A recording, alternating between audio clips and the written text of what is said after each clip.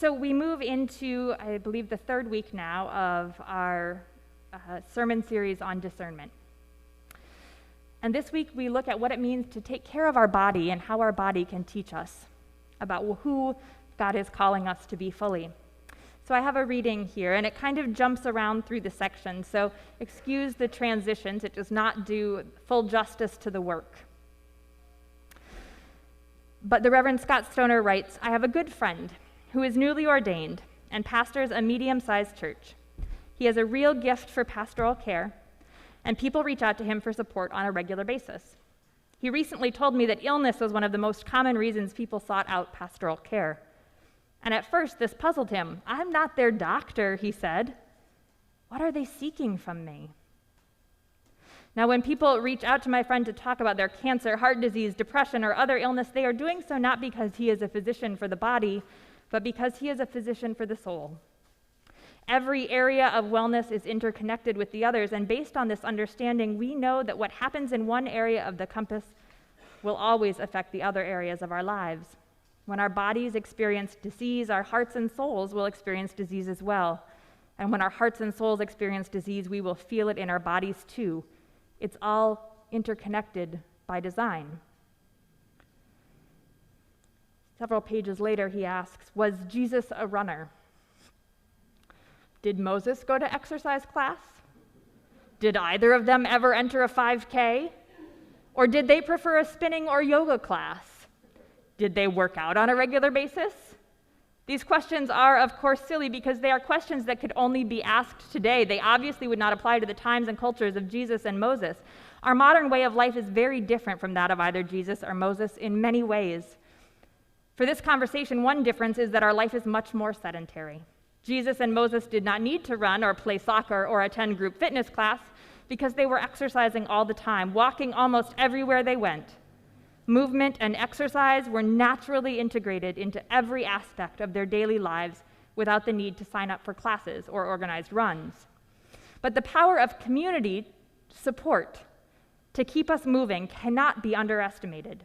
This is one reason that people join classes, run organized races, or work with personal trainers.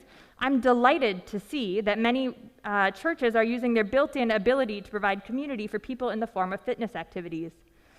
They are recognizing and celebrating the fact that the need to care for our bodies is both a physical and a spiritual need.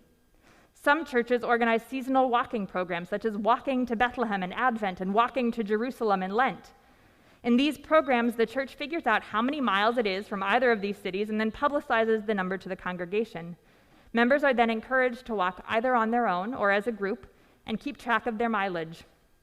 Mileage totals are reported to the leader of the program, and the weekly cumulative total for the congregation is reported each Sunday to motivate everyone to help the church reach its final goal. It's a great way to keep everyone moving, build community, and care for the bodies we have been given by God. Churches have always helped people to discover and experience the joy that is the movement of the Spirit. Now they are also helping people discover and experience the joy that is the movement of the body. And best of all, what most are discovering is that those are often one and the same. Here ends the reading. So what does this look like in our own lives? To start off our discussion today with her own testimony is First Church's Liz Moore. Liz?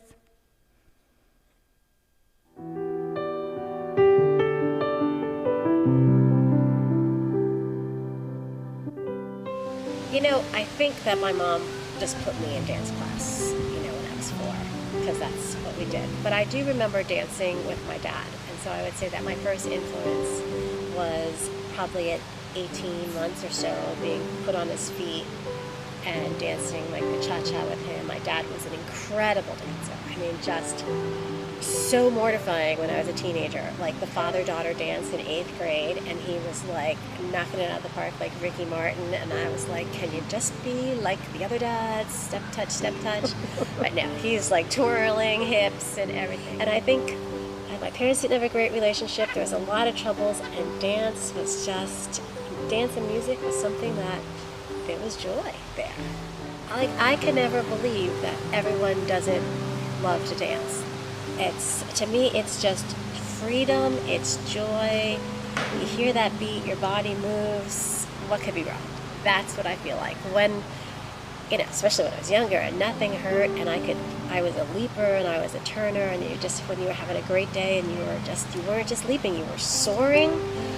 It's indescribable how great dance feels. I would say I'm the worst judger of my body and my soul. I am like that person who stays up all night worrying about this one thing I said in a 2-hour conversation. Body-wise, it's very hard in dance because you're looking in the mirror all the time.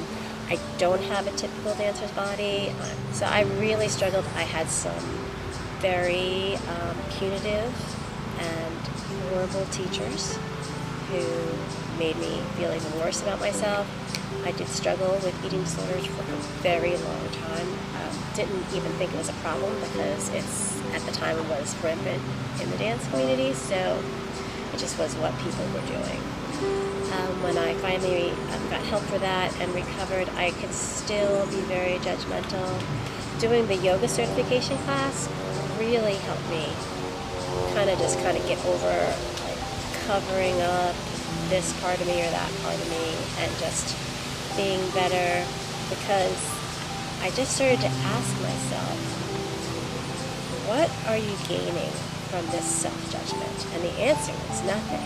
And what was I losing was a chance to try new things or to put myself out there or to be a good role model. You just have to look at yourself with eyes of love and look at yourself with what am I trying to achieve, and is my attitude helping me achieve it, or am I now part of a problem? You just have to have your own moment of reckoning where you're like, you're a body, but you're also a soul, and you want to take care of your body because you want your body to be able to do all the things, to walk in the forest and to dance, but you don't want it to kill who you are inside, the judgment of your body.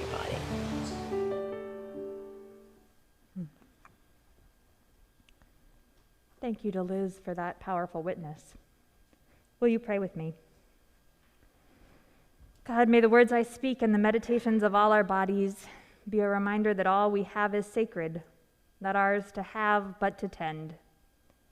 May our time together bring us closer to your word, not simply in hearing but in living. Amen. A few months ago, I preached on a trip that I took almost 10 years ago now with the youth group where I served at the time, where we went to New Mexico, in particular to the Chimayo Sanctuary. So forgive me the small amount of repetition. I realize I have not been here long enough to be repeating myself, but it's a good story, and I hope worth it.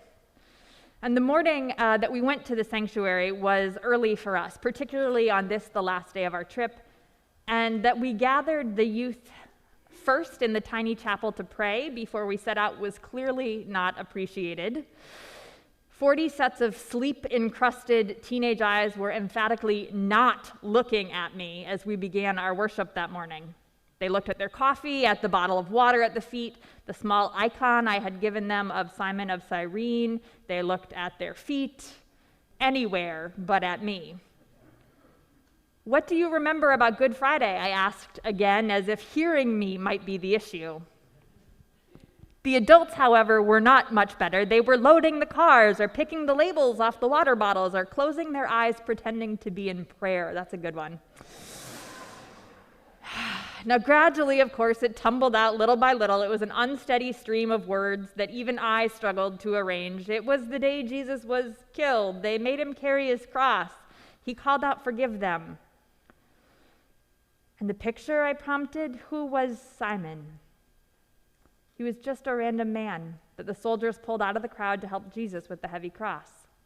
He walked with Jesus, carried the cross for a little while, I repeated. An attentive hand in the air. That's what we are doing today, right? Walking with Jesus and helping to carry the heaviness. Indeed, that was what we were doing. On that Maundy Thursday, we were facing what it means, as Jesus phrased it, to be baptized with his baptism and drink from his cup. On the last day of our mission trip, we were going to walk for just a little over 8 miles, joining tens of thousands of others who would make the pilgrimage that week. Walking from as far away as Albuquerque to end up at the little Catholic church, the Sanctuary of Chimayo, on Maundy Thursday or Good Friday. It was known as a spot of healing, and it has stood for several centuries. Originally, it's a small sanctuary on a small plot of mostly dirt land, and it was dedicated to Christ of the Esquipulas, a Guatemalan statue of Jesus that was carved from black wood, known for its miracles. Within 5 years of being built, there had been numerous healings reported there, attributed to the clay on which it was built. So a larger building was constructed within 10 years, and that building remains to this day. So we didn't carry crosses ourselves, not visible ones, other than the usual teenage ones: first broken hearts, first loves, the awkward first tinges of self-awareness, limbs a little too long for their bodies, not quite able to work together smoothly yet. But over the course of the year, however, I had learned that they carried many crosses: abusive fathers, mothers with cancer, eating disorders, surreal academic pressure. But all of that seemed to fade away as they jumped out of the vans, finally awakened by their relative freedom. Stay with a buddy, within sight of a leader, and remember this is a serious day. But we didn't have to worry. The energy and laughter wore off after the first mile. All around us, people were walking. Some were walking, or some were in wheelchairs. Some were on crutches. Some carried large, full-sized crosses. Many carried pictures of their beloveds, sick daughters, grandchildren who were lost in car accidents, parents looking for healing. But the mood wasn't somber. It was simply contemplative.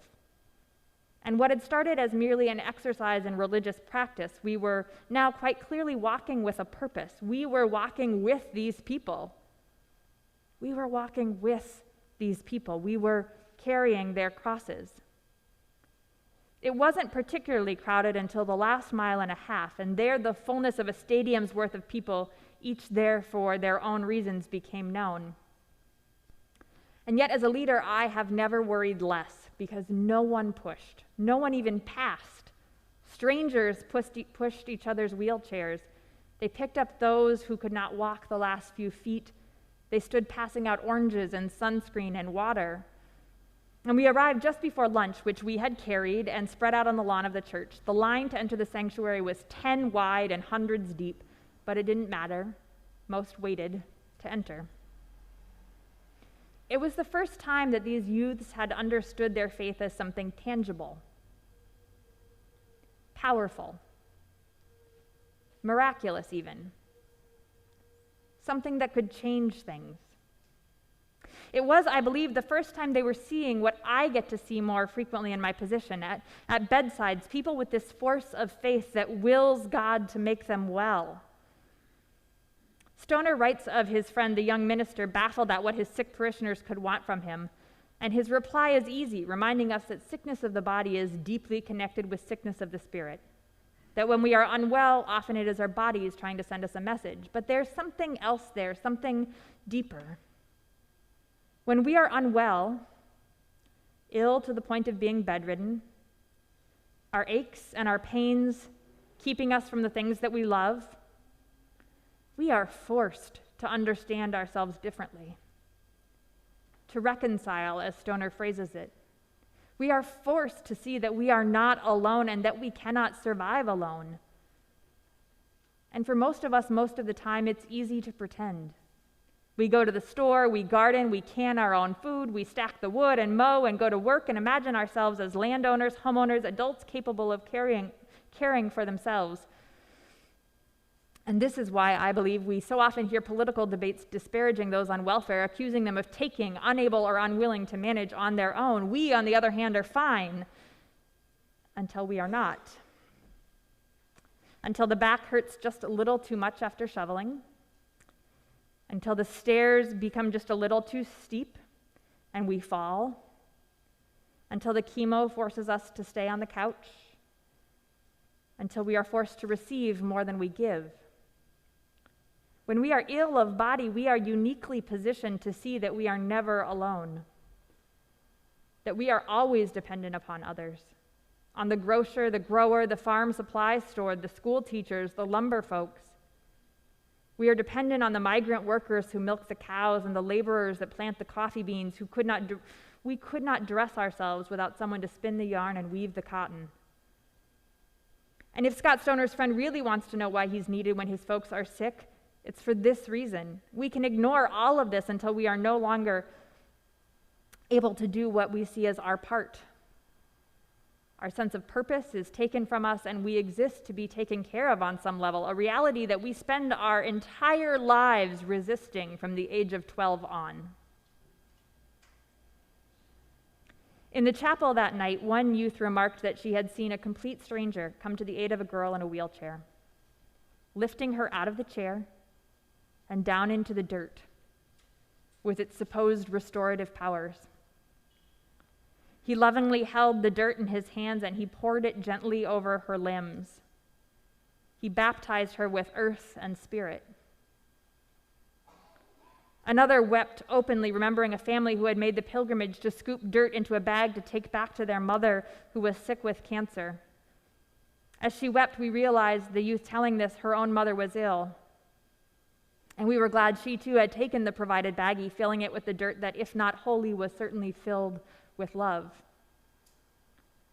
I was so proud of them that day. They didn't laugh at the ones who lowered themselves into the dirt. They didn't mock those who believed this dirt could heal, because they understood down to their weary bones that it had made them well in some way. Whether it was the dirt or the kind hands lowering them into it, whether it was the walk or the companions on the journey, the day had been as much about healing as it had been about illness. As much Good Friday was about death, they understood now it was ultimately about life. And they understood what Stoner, I believe, is trying to say, that wellness is not necessarily about your cold or your cancer or about fixing them. It's about understanding that we cannot be valued based on our contributions, based on what we do. To God and in the kingdom of God, we are valued simply for our being, and we should do the same. To live well in body and spirit is to understand our interconnectedness both within ourselves and out in the world. To be well is to take care of our bodies, that we might have the strength to lift another in the time of trial. And it is also to take care of our souls, that we might have the strength to allow ourselves to be lifted too. Thanks be to God.